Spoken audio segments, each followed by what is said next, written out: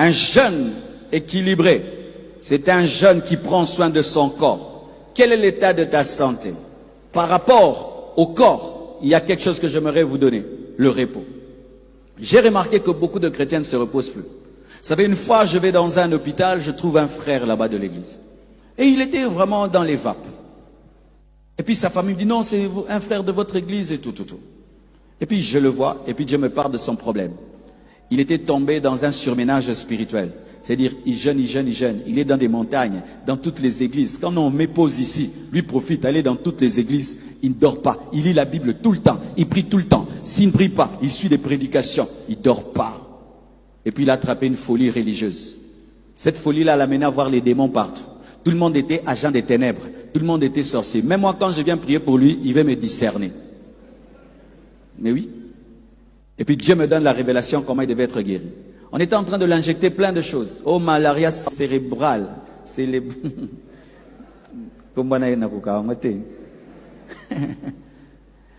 Et puis Dieu me dit, il doit dormir. Je dis, votre enfant doit dormir. Il est surmené, il est fatigué, il a trop jeûné, prié, il doit se reposer. Ils m'ont pris vraiment pour un charnel. J'ai dit, je connais ça. Qu'il dorme. Ils ont quand même obéi.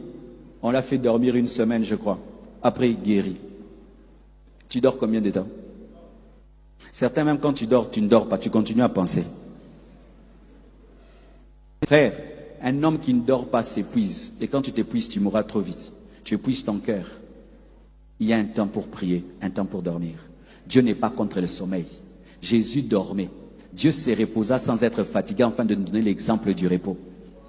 Si tu veux bien prier, repose-toi bien. Oui, j'ai connu ça. Au début de ma vie chrétienne, j'ai connu un temps de crise. Si je prie, je dors. Si je lis la Bible, je dors. J'ai attaqué les démons, j'ai chassé, ça ne marchait pas. Et puis j'en ai parlé à un ami. J'ai dit, j'ai un problème, quand je prie, je dors. Quand je lis la Bible, je dors. Il m'a dit, tu es fatigué, dors. J'ai dit, oh, ça c'est un conseil charnel. Dieu m'a dit, c'est moi qui te parle. Repose-toi. J'ai pris 3 jours, je priais un peu seulement, je dors. Le matin, je prie un peu, je dors. Et puis, j'étais guéri. J'étais fatigué. Frère, quelle est la dernière fois que tu as vraiment bien dormi?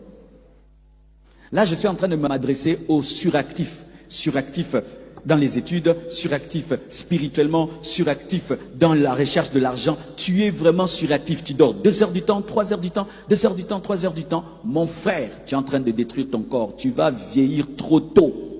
Et tu seras tout le temps en colère. Tu seras tout le temps énervé. Tu vas penser que tu as des attaques, mais en soi, tu ne dors pas assez. Parce que l'une des sources du bonheur, c'est le sommeil. Les gens qui dorment bien sont souvent heureux. Les gens qui dorment mal, souvent sont malheureux. Parce que Dieu, quand tu dors, il te restaure, il te guérit. Il y a des choses qui se renouvellent dans le sommeil. Alléluia. Travaille beaucoup, dors beaucoup, étudie beaucoup, prie beaucoup, jeûne beaucoup, mange beaucoup. Tout beaucoup, beaucoup. Oui. Fais tout beaucoup. Quand tu dors, tu dors. Quand tu manges, tu manges. Quand tu jeûnes, tu jeûnes. Quand tu étudies, tu étudies. Quand tu es en famille, tu es en famille. Sois beaucoup en tout. Sinon, tu seras superficiel partout. Je suis en train de vous dire des choses, hein. Alléluia. Dis à ton voisin, il y a un temps pour tout. Un temps pour manger, un temps pour dormir, un temps pour travailler, un temps pour se réjouir, un temps pour tout. Et tu seras équilibré et tu seras heureux. Acclame le Seigneur.